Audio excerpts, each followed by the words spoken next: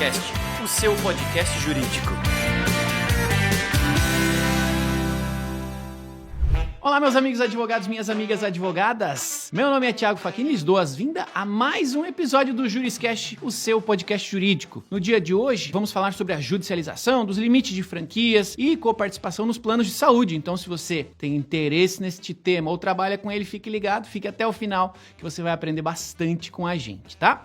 Como de costume, agradecimento ao curso de Direito da Univille, que incentiva todas essas discussões jurídicas de altíssima qualidade que fazemos aqui no Juriscast. Muito obrigado ao curso de Direito da Univille, que tem 25 anos de história e é detentor do selo OAB Recomenda. Para conhecer um pouquinho mais sobre o curso, basta acessar univille.br/direito. Também os recadinhos de costume, estamos em vídeo no YouTube e no Spotify, então fique à vontade para acompanhar-nos em vídeo nesses canais e também em áudio em todas as demais plataformas de consumo de podcast. Nos acompanhe, nos siga, faça aí todo o kit de socialização com o Juriscast e, claro, comigo, @Thiago Facchini em todas as redes sociais, no LinkedIn, no Instagram, no X e assim por diante. Tudo bem? Bom, tá feita aí a apresentação do programa, vamos ao que interessa aqui. Para falar com a gente sobre essa judicialização dos limites das franquias e coparticipações em planos de saúde, temos, como de costume, um especialista. O especialista de hoje é Marcos Patulo, sócio do escritório Vilhena Silva Advogados, mestre em Direito pela Universidade Presbiteriana Mackenzie e doutor em Ciências pelo Programa de Saúde Coletiva da USP. Sendo assim, doutor Marcos, seja muito bem-vindo ao Juriscast.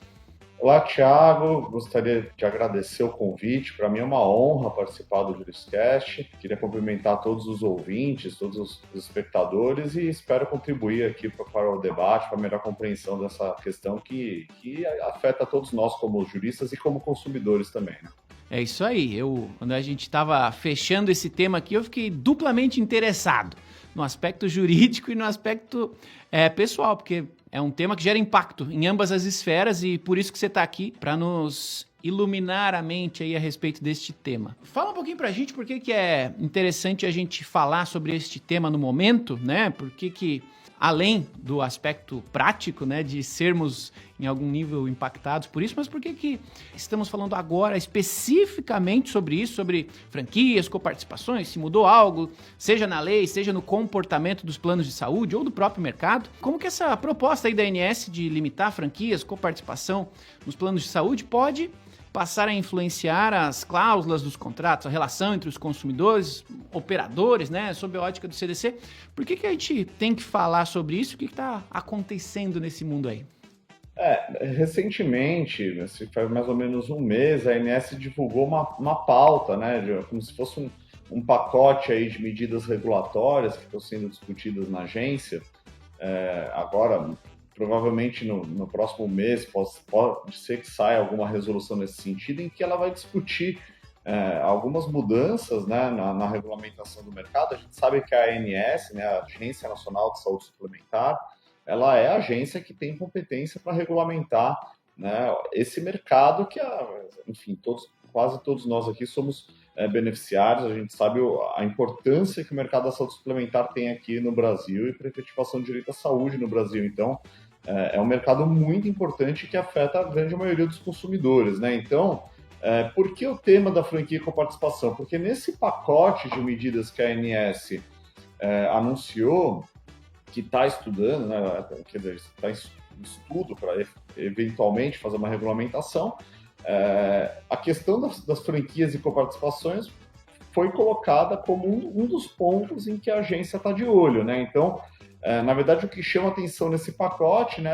é a questão, primeiro, do reajuste dos planos individuais, em que a ANS diz que está estudando a possibilidade de aprovar uma revisão técnica para os planos individuais. Isso é um ponto muito importante e que eu acho que a gente poderia também discutir, né?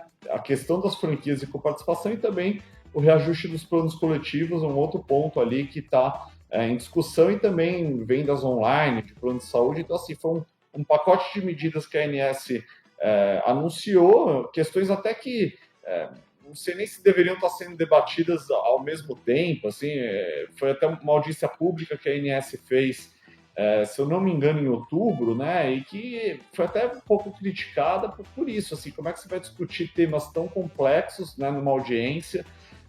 em uma única audiência pública, né, uma questão que surgiu um pouco assim de surpresa, né? Então, a discussão vem daí. Agora, como isso vai afetar, vai depender um pouco de como vai vir essa regulamentação, né? Sim, sim. A gente sabe que quando vem uma audiência pública nessa linha é porque algo já está em movimento normalmente, né? E como órgão regulador, eles têm a caneta na mão, mas ainda não dá para ter certeza. Mas a gente pode fazer um exercício de futurologia em breve, né? Então, a questão assim, né? A coparticipação hoje é um mecanismo. Assim, franquia e coparticipação, eles estão compreendidos no que a gente chama, assim, do ponto de vista regulatório, em mecanismos financeiros de regulação. Esse é o nome que, né, as resoluções e quando você debate com especialistas, eles falam disso. A coparticipação é aquele valor que a operadora acaba cobrando em alguns contratos que prevêem esse mecanismo, né? Em que o beneficiário ele meio que paga uma parte do procedimento ou do exame que ele vai fazer. Então a pessoa vai lá fazer um exame de sangue e vamos supor, uma situação hipotética, o exame custa R$100, né? E a operadora cobra ali R$10 do beneficiário e R$90, né? Ela acaba arcando, né? E a franquia é parecida com o que a gente tem ali no automóvel, né? Aquela questão do valor que acaba, né, sendo um limite, né, de cobertura, a operadora não cobra até um determinado valor o sinistro, né? A franquia a gente não tem aqui no Brasil assim, uma prática de utilização no mercado da saúde, ou seja, a gente sabe que nos Estados Unidos é muito comum. Aliás, é raro nos Estados Unidos você ter um contrato que não tenha franquia, mesmo em saúde, né? Aqui no Brasil é muito comum no mercado de automóveis, todo mundo sabe, né? Quando contrata ali um seguro de automóvel que tem franquia. Mas aqui no Brasil a gente não tem essa prática ainda. Pode ser que, eventualmente, com a regulamentação dessa questão, a gente passe a ter produtos que tenham a previsão aí de franquia, né? E a coparticipação já é bem mais comum. A gente tem contratos, principalmente contratos coletivos, em que na contratação, né, o estipulante opta por planos que tenham a coparticipação, porque a coparticipação ela tem um efeito de diminuir o que a gente chama de risco moral. O que é risco moral? Tá? O risco moral é aquele assim, já que eu estou pagando, vou usar, sabe? Assim, essa questão do risco moral assim, é aquela sobreutilização desnecessária do serviço. A pessoa, já que eu paguei aqui, eu vou lá fazer o exame. Já que eu paguei aqui, eu vou lá pedir isso aqui. Então, assim, a ideia seria coibir um pouquinho esse uso desnecessário que, sob o ponto de vista regulatório, atual, eles chamam de risco moral. Você contém um pouco a sinistralidade, porque só o fato de você prever uma coparticipação, isso levaria um desestímulo ao uso desnecessário do plano, tá? Essa questão hoje ela está regulamentada por uma resolução muito antiga. Tem uma resolução número 8 do CONSUL. CONSUL é o Conselho de Saúde Suplementar. Atualmente, ele até foi reativado ali durante o governo Bolsonaro, mas ele tá, assim, ele não tem tido muita importância do seu ponto de vista regulatório, né? Atualmente as resoluções, a regulamentação é a mesma da ANS. E a ANS, se eu não me engano, foi em 2018, ela editou uma resolução a 433, resolução 433, que regulamentou franquia e coparticipação, mas na época essa resolução pegou muito mal. Foi muito mal vista pelo mercado, muito mal vista pelos beneficiários, e inclusive foi ajuizada uma ação no STF que suspendeu a vigência dessa norma. Né? A ministra, não lembro agora qual ministro que foi, mas eles deu uma resolução, uma liminar suspendendo a vigência dessa resolução, que em seguida foi revogada. A ANS editou a 434, que revogou a 433. Né? Então, é uma questão que a ANS já estava querendo regulamentar. Né? Porque a resolução número 8 do Consul tem muitas lacunas, é uma questão que ainda está mal regulamentada, com participação e a franquia, quer dizer, o mercado sequer tem segurança jurídica para aplicar isso nos contratos atualmente, porque a regulamentação ela é muito claudicante. Assim. Então, assim, por exemplo, na resolução número 8 do Consul, tem uma norma que diz que a coparticipação ela não pode caracterizar um fator restritivo severo para a utilização do serviço. Mas, assim, é uma cláusula aberta. O que significa fator restritivo severo? Já tive ações judiciais que a gente questiona uma coparticipação de 30% que o juiz não considera isso um fator restritivo severo. Sim, na minha opinião, seria. Então, assim, é uma questão que está muito em aberto. E o simples fato da gente discutir a regulamentação dessas questões, ela não é mal por si, assim, a ANS vai regulamentar, isso não necessariamente vai levar a uma regulamentação ruim para o consumidor, vai depender de como esse assunto vai ser tratado, tá? E essa é uma questão que eu acho que a gente pode desenvolver, assim, o que pode acontecer. Quer dizer, se for uma resolução que vai deixar mais claro, por exemplo, quais são os limites de coparticipação, se for uma resolução, por exemplo, que isente os procedimentos e tratamentos crônicos de coparticipação, esse é um problema que a gente tem hoje, né? Eu pego muitos casos de pessoas com doenças crônicas que às vezes elas pagam mais de coparticipação do que o valor da mensalidade do plano dela. Porque o tratamento é tão caro que mesmo a coparticipação sendo baixa, o valor que ela paga de coparticipação acaba superando o valor da mensalidade do plano dela. E isso hoje, à luz da regulamentação que a gente tem hoje, em tese, está em aberto. Assim, se você considerar isso um fator restritivo severo, de se acessar, né, o serviço, seria abusiva essa prática, mas é uma questão que assim, eu não tenho como cravar que entendeu? Porque está para interpretação. Agora, se a nova resolução vier tratar disso, falar o seguinte, por exemplo, doenças crônicas, você não aplica coparticipação. Por exemplo, seria uma medida boa para o consumidor, né? E a franquia, então, a gente não sabe como isso vai ser aplicado, não sabe como isso pode vir a ser. Assim, na franquia, sou um pouquinho cético, assim, eu acho que é uma questão um pouquinho mais delicada, eu acho que a gente não tem uma prática disso no mercado, eu não sei como isso seria absorvido nos produtos, não sei como isso poderia efetivamente afetar o consumidor. O meu grande medo é que, uma vez regulamentado, a gente não tenha mais produtos sem isso, entendeu? Sem franquia, sem coparticipação, e que isso passe a ser uma prática, seja regra. E a ideia se a gente vai regulamentar franquia, coparticipação, que isso seja uma opção para o consumidor, né? O consumidor fala, eu quero um produto, por exemplo, com franquia, porque o que eu vou pagar menos na mensalidade compensa. Por exemplo, para ele, uma pessoa que não usa muito, uma pessoa saudável, uma pessoa que às vezes, fazendo ali o cálculo, para o que vale a pena, eu prefiro um produto que tenha franquia, porque no longo prazo, para mim, vai valer a pena. Agora, ou mesma coisa vale para a coparticipação. Prefiro prever uma coparticipação que, mesmo eu tendo que ali, a cada procedimento, pagar alguma coisa, para mim vai valer a pena por conta do desconto ou do valor que eu vou pagar. Agora, se isso virar regra, por exemplo, se não conseguir mais achar produtos sem franquia, sem coparticipação, e os produtos sem franquia e coparticipação virarem muito caros, que nem, por exemplo, né, fazendo só um paralelo, a questão das bagagens, né, nas companhias aéreas. Né? Eu lembro que a discussão era, não, imagina, você vai ter que pagar a bagagem e a passagem aérea vai ficar muito mais barata. Imagina, isso daí vai ser excelente para o consumidor. E foi péssimo, a gente sabe.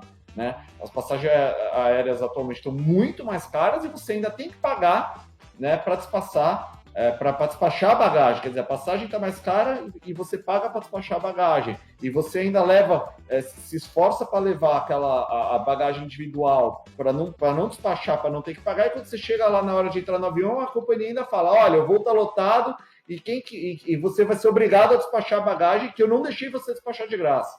Então, a gente sabe que a prática agora no mercado, né, de companhias aéreas é dessa forma, né? E ficou uma situação, na minha opinião, como usuário desse mercado, ficou péssimo. E eu tenho medo que nesse tema da franquia com participação fique a mesma coisa. Você lembra quando tinha contratos que não tinha franquia com participação? Isso não pode acontecer.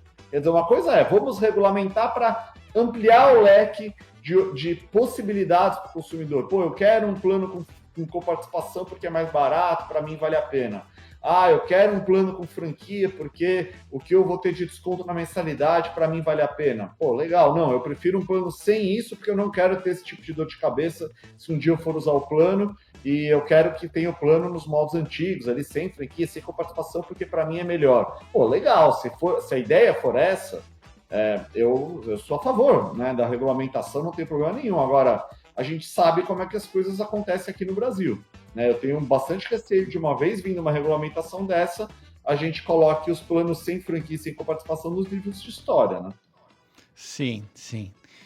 Boa essa sua colocação, que você já deu bastante insumo e já trouxe um pouco da discussão para a linha que a gente tem que fazer nesse momento, como a regulação ainda não existe, acho que para ajudar a nossa audiência aqui, a gente pode fazer esses exercícios do ponto de vista de público-alvo, né, e impacto jurídico, né, porque assim, se a gente for falar apenas de judicialização, caso venha uma regulação, a partir do próximo, né, da próxima renovação de contrato, talvez haja algum tipo de judicialização, e isso é uma análise até simplista, né, mas talvez a gente possa aqui pensar nos 3 públicos envolvidos, que é o próprio plano de saúde, a própria entidade, as empresas, né, que são grandes clientes dos planos de saúde, tem bastante impacto financeiro nesse mercado, e por fim também os consumidores finais, aqueles que têm planos pessoais, planos familiares, que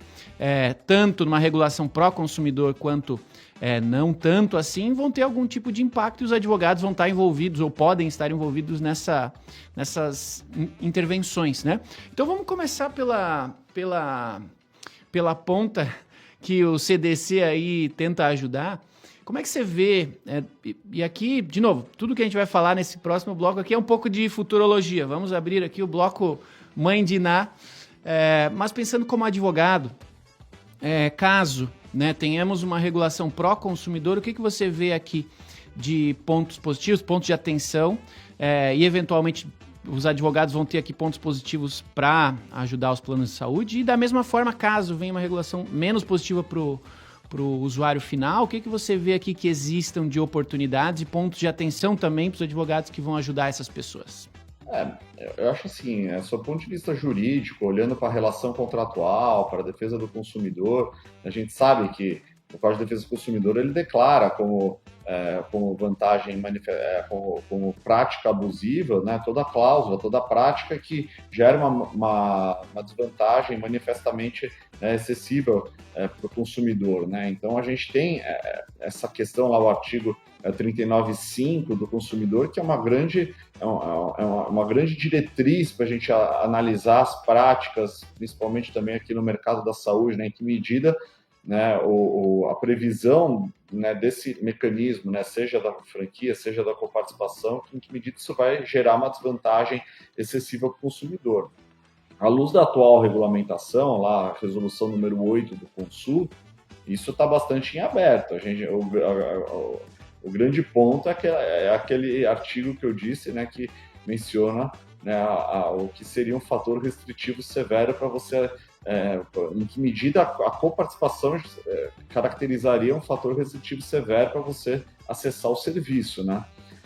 O que eu espero de uma regulamentação desse ponto é que, primeiro, que haja, né, uma exemplificação do que seria, né, esse fator restritivo severo, até para facilitar, primeiro para gerar segurança jurídica para as operadoras, né, para elas saberem exatamente aonde elas estão pisando, porque o mercado precisa de segurança jurídica, né, ela precisa saber, né, uma vez que ela coloca um produto à venda, que ela saiba exatamente o que a regulação da agência espera, né, desse produto, né? Então, eu acho que esse ponto é importante. Para o consumidor, o grande ponto que eu vejo hoje é justamente o tratamento, principalmente das doenças crônicas, porque quem que judicializa hoje com participação? É aquela pessoa que precisa usar reiteradamente o produto por conta de uma doença, normalmente doenças que ou tem um tratamento muito custoso ou é um tratamento de longo prazo, uma doença crônica, por exemplo, um tratamento oncológico, uma pessoa que precisa fazer quimioterapia. A gente sabe que, infelizmente, o câncer é uma doença que se estende, né? A gente tem pessoas que acabam tendo a remissão da doença, mas tem pessoas que ficam anos tratando, né? Então, imagina se cada sessão de quimioterapia que você tiver que fazer, você vai ter que pagar um valor, né? Isso acaba gerando, né, no longo prazo, um montante muito significativo, né, que o consumidor tem que despender, e isso acaba limitando mesmo a possibilidade dele efetivar o tratamento. Dependendo da condição financeira desse consumidor, isso acaba sendo um fator de restrição para ele usar o plano de saúde, sem dúvida alguma, né? Então a gente espera que essa resolução, e isso tinha uma previsão na RN 433 que foi revogada, seria a de excluir as doenças crônicas da coparticipação. Quer dizer, o tratamento crônico, né, por exemplo, tratamento oncológico, ele tem que ser excluído, né, da incidência de coparticipação, porque assim, isso vai resolver, acho que uns 90% dos casos de judicialização. Se isso acontecer, ou se não for para isentar, que tenha um limite, que haja um limite bem claro de quanto que o consumidor vai gastar, né, em caso de utilização do plano, em caso de efetivação daquele tratamento, para que isso não restrinja, né, e para que a gente sabe, né, o artigo 421 do Código Civil diz que o contrato tem que cumprir a sua função social, né, então, né, a função social do contrato de plano de saúde é justamente efetivar o direito à saúde, possibilitar que o consumidor tenha acesso a serviços de saúde. Tendo a nova regulamentação, e daí você tem uma nova norma que considera abusiva eventualmente uma previsão que está naquele contrato anterior, da operadora vai falar, não, mas essa nova norma não aplica no meu contrato, porque não pode retroagir a lei, mas daí o consumidor já vai falar, não, mas é um contrato contínuo, de renovação continuada, então assim, você tem que aplicar a nova regulamentação, e mesmo que a nova regulamentação não se aplique, só o fato da ANS proibir hoje já mostra que essa prática era abusiva, então você vai ter toda uma discussão com os contratos não adaptados a essa nova regulamentação e que tenham previsões que eventualmente choquem com essa nova regulamentação, né? Que é hoje as coisas que chegam no judiciário. Esse é um bom exemplo. Enquanto você falava aqui, eu lembrei que eu tenho uma tia que passou dos 60 anos e ela justamente tem um plano particular que ela não atualizou, justamente pelo mesmo motivo. Ela teria que passar para um novo contrato com novas regras. Ela vem mantendo esse plano há anos, para não dizer décadas, justamente por essa transição de regulações, legislações que impactaram os novos contratos. E é possível que a gente passe por isso novamente, né? Com certeza. A gente tem ainda muitos consumidores que não têm o contrato, que não é nem adaptado à lei dos planos de saúde, até porque para você adaptar, você tem, né, um reajuste que você vai sofrer na mensalidade, que acaba encarecendo o serviço, né? E tem muitas pessoas que não têm condição. A gente já sabe dos reajustes, né? Eles acabam, né, pesando bastante no bolso do consumidor, e você ainda tem que ajustar mais ainda para ter acesso, né, à nova regulamentação. E também o judiciário tem um entendimento de muitas cláusulas desses contratos antigos, eles violam, por exemplo, o CDC, mesmo que não se aplique a lei dos planos de saúde a esse contrato, por ser um contrato firmado anteriormente à vigência da lei, a gente já tem decisão do STF nesse sentido, né? Mas o CDC, norma de ordem pública, né, aplica. Então, assim, a gente tem bastante jurisprudência considerando muitas das exclusões desses contratos antigos como abusivos, né?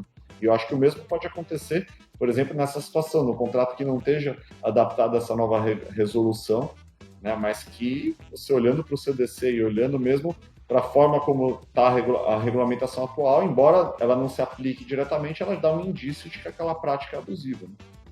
Sim. Boa sugestão essa sua. Imagino que com aquela sugestão anteriormente que você deu, né, de que os planos não excluam, né, determinados tipos de planos, com franquia, sem franquia, com participação, sem que o usuário tenha a possibilidade de escolher. Eventualmente também versar sobre este tema para que fique claro quais as opções que o consumidor vai precisar ou poder ter à sua disposição, seria algo legal a se considerar também, caso alguém assista aí o Juriscast que esteja tratando dessa regulação, dessa discussão. Fica aí algumas dicas do Dr. Marcos, tá? Bom, Marcos, estou aqui pensando, né, eu trabalho numa empresa de tecnologia com centenas de funcionários e um dos benefícios, né, para a contratação de funcionários é o plano de saúde que a empresa oferece em determinada região. E várias empresas utilizam o plano de saúde como um atrativo para atração de talentos, para retenção de talentos, não apenas como uma política de saúde para os seus funcionários. E uma alteração desse porte pode gerar impactos também, né, nessas empresas que acabam pagando grandes volumes em planos de saúde corporativos. Isso tem um impacto financeiro grande para as empresas, e então essa possível alteração pode gerar, além da insegurança jurídica, também uma insegurança financeira para empresas que são também grandes clientes dos planos de saúde. Considerando que a nossa audiência aqui é composta por muitas pessoas que também trabalham em departamentos jurídicos, o que você daria ou deixaria aqui de pontos de atenção para essas pessoas que estão ajudando empresas, né, clientes no mundo corporativo, dessa relação, né? Pô, tem algo que eles podem fazer ou a que pontos eles devem estar mais atentos? Onde que você vê que difere um pouco a atuação para quem está nesse polo aí dessa relação? É engraçado você comentando, né, fazendo a pergunta, que aliás é uma pergunta muito boa, muito pertinente, porque é um problema que realmente as empresas enfrentam, um dilema, né? Vou agora, principalmente nas negociações de reajuste, a gente sabe que anualmente, ou às vezes a cada 2 anos, 3 anos, dependendo do contrato, mas normalmente a cada 2 anos, 3 anos, você tem ali, você senta com a operadora para discutir renovação de contrato, né? E nessas renovações, né, com certeza o tema preço está lá, está em jogo, né? A operadora sempre quer aplicar um reajuste, a gente sabe que o reajuste dos planos coletivos não tem os limites de reajuste que a ANS aplica para os planos individuais, né? Os planos coletivos eles têm ali o seu reajuste que é apurado com base na sinistralidade e na variação dos custos médicos hospitalares daquela operadora, né? E esse também é um tema bastante importante, né? Um problema bastante recorrente que as empresas enfrentam, os reajustes bastante elevados e não poucas vezes reajustes com pouca transparência, né, que as operadoras aplicam, né? Mas nessas renovações sempre o que está colocado na mesa e aí, vamos colocar uma cláusula de coparticipação no contrato, isso daqui pode me dar um desconto aqui na mensalidade, e normalmente, uma vez eu participei de uma renovação dessa, e a discussão que tinha entre o diretor de RH e o diretor da empresa era, vou colocar aqui uma cláusula de coparticipação, RH, putz, mas isso vai pegar muito mal, o pessoal não vai gostar, vai ficar bravo. Então, assim, é um tema árduo, tá? Que as empresas enfrentam. E por que as empresas, muitas optam por colocar, por exemplo, uma cláusula de coparticipação no contrato? Primeiro porque na negociação do reajuste, a operadora sempre dá essa sugestão, olha, a sinistralidade está estourada, você coloca a previsão de coparticipação, isso é uma forma de você conter o uso desnecessário, isso acaba sendo um mecanismo para você conter a sinistralidade e diminuir, né, o uso do plano. Para o operador isso é interessante, né? E a operadora, em contrapartida, fala, se você incluir aqui coparticipação, ao invés de te aplicar 25%, eu te aplico 18%. Sempre tem esse tipo de negociação, né? Então, assim, o que a gente tem que ter em vista, assim, do ponto de vista da empresa, em que medida vale a pena comprar essa briga, que eventualmente pode ser algo que não vai ser bem visto, né, pelos usuários, lá pelos colaboradores da empresa, porque coparticipação não é um tema assim muito popular, a pessoa vai ter que pagar, por mais que seja pouco, né? A gente tem no Brasil essa cultura de que eu quero usar o plano, já que eu paguei a mensalidade, eu não quero pagar mais nada, né? Tem essa cultura, né? E isso é um tema que realmente pode pegar mal, né? Mas ao mesmo tempo tem esse efeito de você conter a tua sinistralidade, né? E a gente sabe que um grande desafio que as empresas têm é o reajuste dos planos coletivos, né? Então, pode eventualmente ser um tema interessante, uma forma interessante de administrar um pouco melhor ali a carteira para conter um pouco a utilização do plano e ter uma longevidade maior para aquele contrato. Porque também tem uma coisa, né? A empresa tem que pensar que ela vai ter que continuar tendo possibilidades de oferecer o plano de saúde, né? Dependendo dos reajustes que vão ser aplicados, isso pode ficar inviabilizar de continuar com aquela operadora e você tem que contratar com uma outra operadora que não vai dar a mesma rede, não vai dar o mesmo serviço, né? Pode cair o serviço, então também pode ser você não colocar com a participação, pode ser um tiro no pé. Então, assim, eu acho que é um tema, sob o ponto de vista, sob a ótica da empresa, que tem que ser visto sobre em que medida isso vai ser útil para que eu consiga conter a sinistralidade do meu grupo, conter os reajustes que vão ser aplicados e conseguir manter um atendimento de qualidade, né, um plano de qualidade para os meus funcionários, embora não seja realmente um tema muito popular para os colaboradores, né? Mas às vezes o colaborador também não está enxergando o problema que o diretor, né, da empresa, né, o gestor está encarando ali, falando, é melhor eu colocar a coparticipação e conseguir, no longo prazo, manter o serviço do que, eventualmente, ter que trocar de operador e cair o serviço. Então, tem esse dilema aí para ser tratado. Imagino aqui em várias salas de reunião o diretor financeiro e o diretor de RH se degladiando em discussões nessa linha quando algo assim acontecer e sabendo que isso acontece, né? A realidade é essa, toda vez que é necessária a atualização do contrato dos planos de saúde nas empresas, essa discussão já acontece.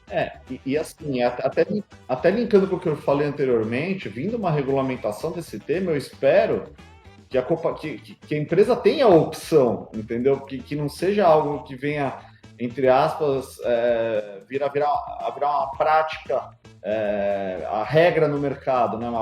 Para que a empresa tenha a opção de, se quiser colocar coparticipação, colocar, e se não quiser, manter um plano também sem a coparticipação, entendeu?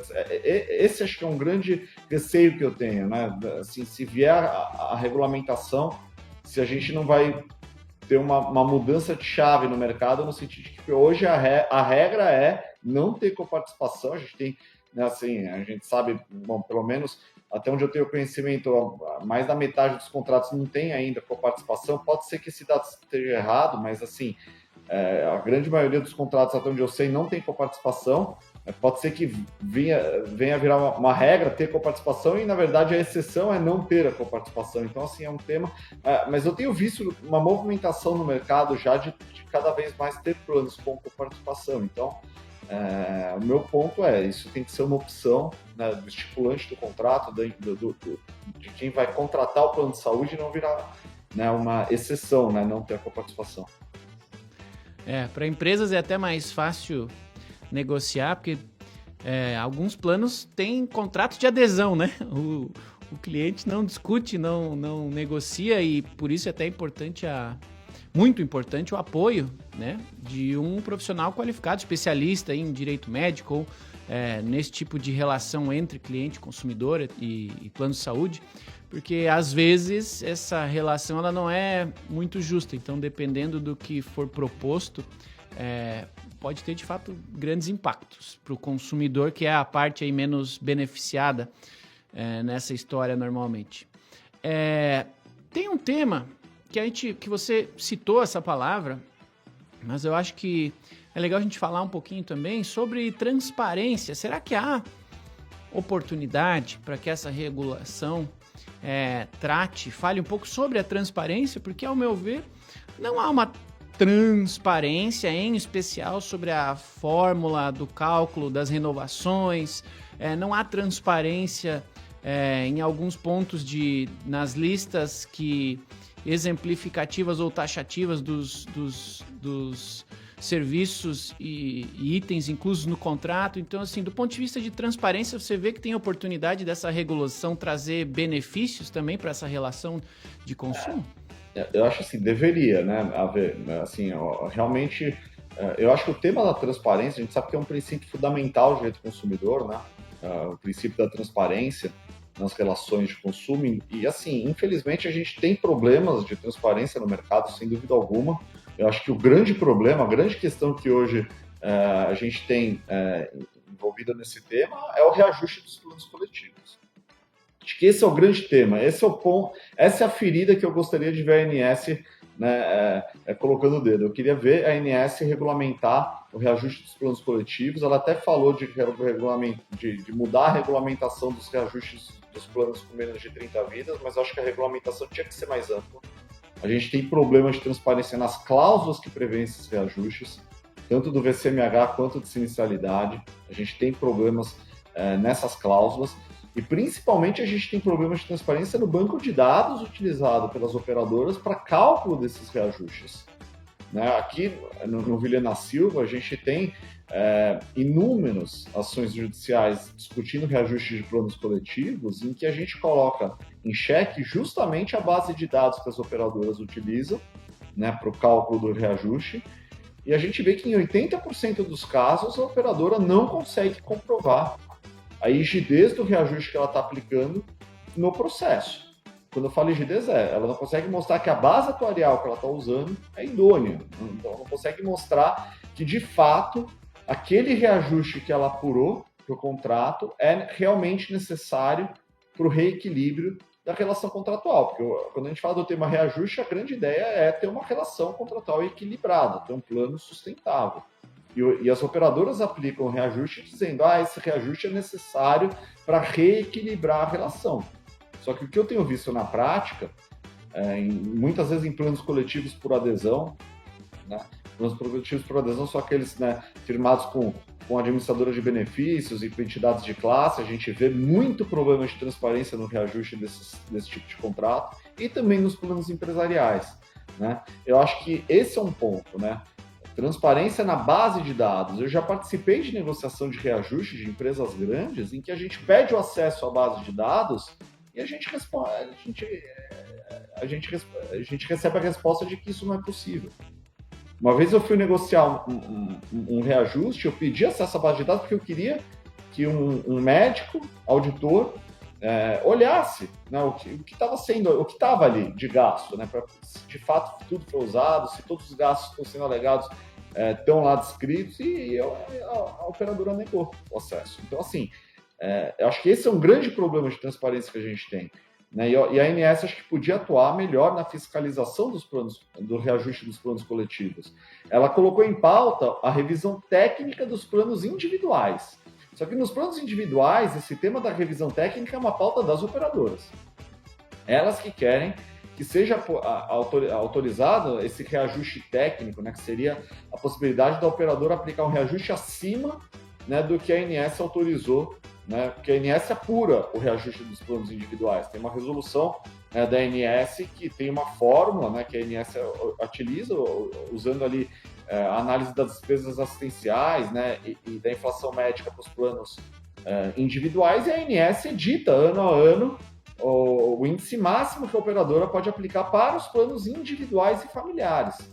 Para estes, está na pauta da agência aprovar eventualmente um reajuste técnico. Seria algo a mais ali que a operadora poderia aplicar, mas assim, a gente tem que ver como isso vai ser regulamentado. Também assim, eu não sou contra a priori você aprovar um reajuste desse, desde que seja bem regulamentado, desde que seja algo excepcional, desde que seja algo comprovadamente necessário para manter, né, a solvência ali da operadora, né? Agora, para os planos coletivos, o que a ANS está propondo é muito tímido. Eu quero ver a ANS, por exemplo, atuar em apurar se, de fato, nos planos coletivos por adesão, se efetivamente tem negociação de reajuste. Esse é um ponto. Será que as entidades de classe estão tendo oportunidade de negociar os reajustes com as operadoras? Eu nunca vi, eu já pedi em processo para que fosse juntada a ata de negociação do reajuste na entidade de classe, e a entidade de classe se manifesta falando, não houve negociação.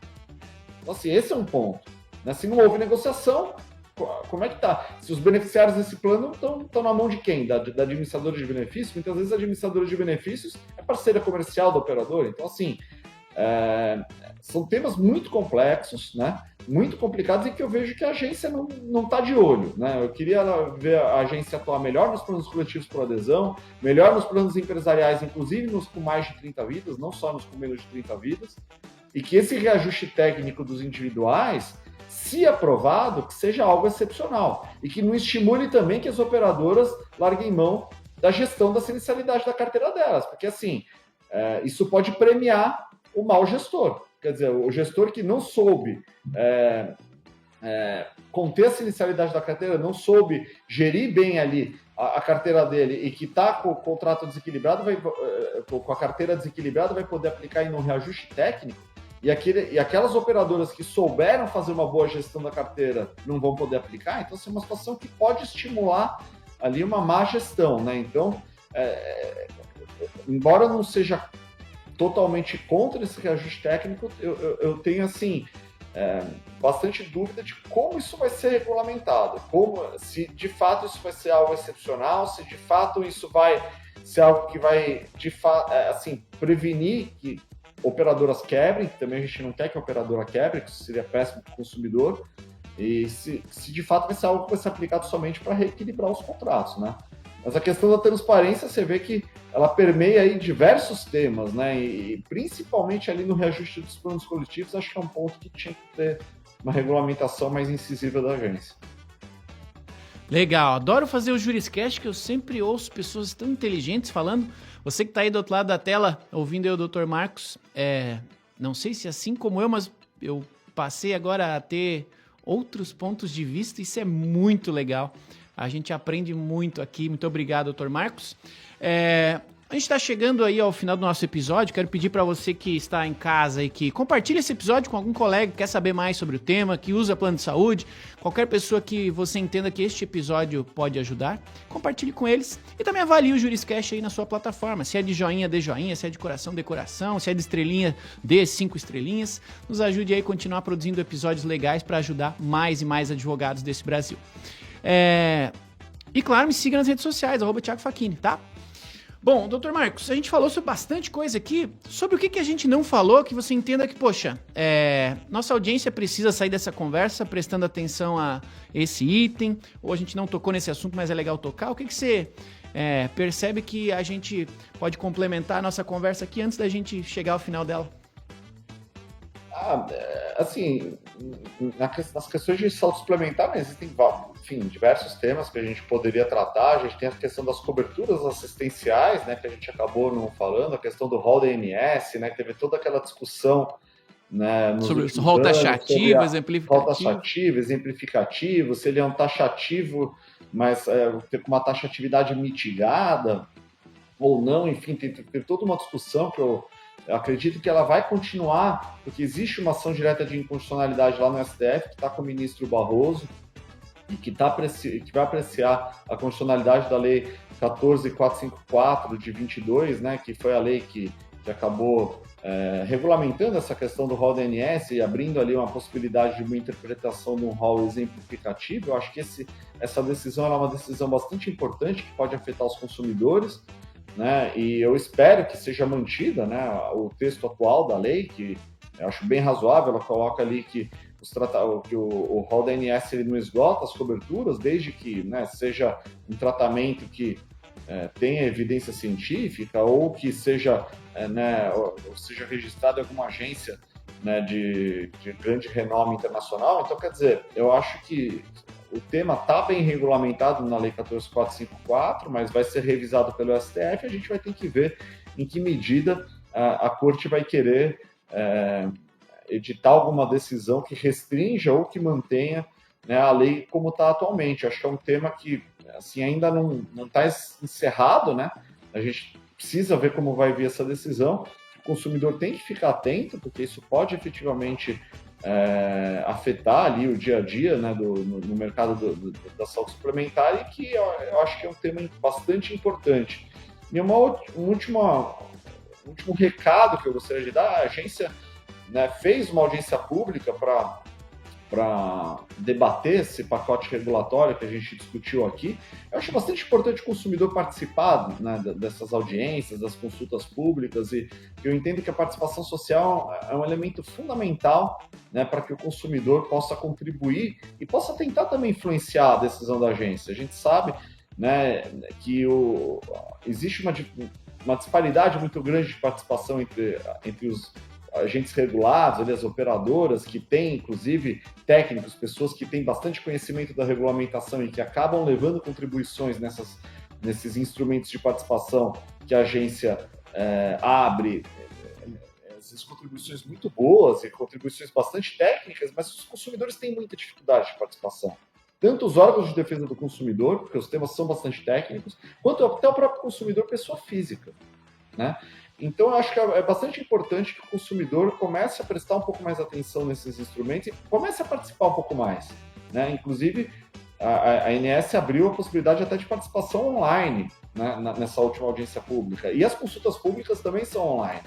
Então, acho que é bastante importante o consumidor ficar atento a isso e que participe, né, para que a gente possa ter, né, uma regulamentação que atenda ali os interesses do mercado como um todo, não só das operadoras, mas dos consumidores também, porque ambos são fundamentais. Sem operador e sem consumidor não tem mercado.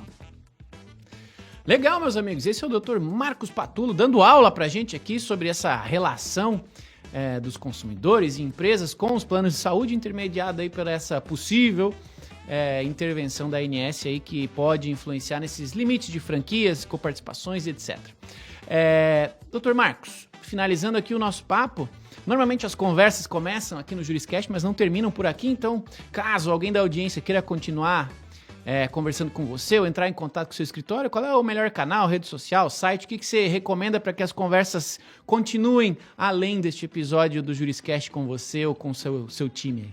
Perfeito. O meu escritório, né, o Vilhena Silva Advogados, ele é um escritório especializado em direito à saúde. A gente atua, né, em defesa dos consumidores de planos de saúde. A gente está presente em todas as plataformas, nós estamos presentes no LinkedIn, temos canal no YouTube que a gente produz bastante conteúdo, temos o site que está sempre atualizado, todos os dias a gente posta, né, informações importantes e textos de opinião, enfim, entrevistas com os advogados, né, aqui do escritório dão na imprensa. Com certeza aqui o nosso episódio vai estar divulgado também no nosso site, então o site é bastante importante. A gente tem o Instagram, né, o @VilhenaSilva, né, que tem bastante coisa interessante. Eu também tenho o meu Instagram, @MarcosPatulo, quem quiser me seguir, fica à vontade, a gente também posta bastante coisa. E é isso, eu acho que a gente, assim, quase em todas as plataformas a gente está presente e com material bastante interessante nessa área. Legal, doutor Marcos, muito obrigado pela presença, pela disposição e gentileza de compartilhar aí conosco o seu tempo e, acima de tudo, o seu conhecimento. É uma vida para adquirir todo esse conhecimento. Você está aqui ajudando a gente no Juriscast, compartilhando esse conhecimento a multiplicá-lo para mais pessoas e que façamos assim um ecossistema jurídico cada vez mais próspero para todos nós. Muito obrigado, tá? Não, eu que agradeço, foi um prazer imenso poder conversar sobre esse tema, que eu sou apaixonado, saúde suplementar, então realmente assim, foi um prazer muito grande. Eu gostaria de agradecer novamente o convite e me colocar à disposição futuramente, caso ache interesse em outros temas, né, envolvendo o mercado da saúde suplementar. Eu estou à disposição e muito obrigado. Imagina, muito obrigado a você. Sem você não teria episódio, né? Não teria toda essa aula que você nos deu. E sem você aí do outro lado na audiência também não haveria nem propósito para a gente produzir a cada quinta-feira um novo episódio do Juriscast. Então a você aí da audiência, advogados, advogadas, amigos, estudantes de direito, consumidores que também têm interesse aqui na temática, muito obrigado por acompanharem sempre o Juriscast às quintas-feiras, muito obrigado mesmo. Obrigado por fazerem essa gentileza de compartilhar esse episódio com seus colegas, assim a gente ajuda mais gente. Então copia esse link aí no YouTube, no Spotify, seja onde for, copia, manda para algum colega que vai aprender com a gente também. E para finalizar, muito obrigado a você que acompanhou este episódio até o final. Dessa forma a gente segue fazendo a nossa parte na transformação desse ecossistema jurídico, tá bom? Muito obrigado então a cada um de vocês que nos acompanha, que nos acompanhou até o final deste episódio do Juriscast. Nos vemos quinta-feira que vem em mais um episódio do Juriscast, o seu podcast jurídico. Até lá e tchau. Você ouviu o Juriscast, produção e oferecimento ProJuris, plataforma de inteligência legal, líder no desenvolvimento de software para departamentos jurídicos e escritórios de advocacia, powered by Softplan. Conheça mais em projuris.com.br.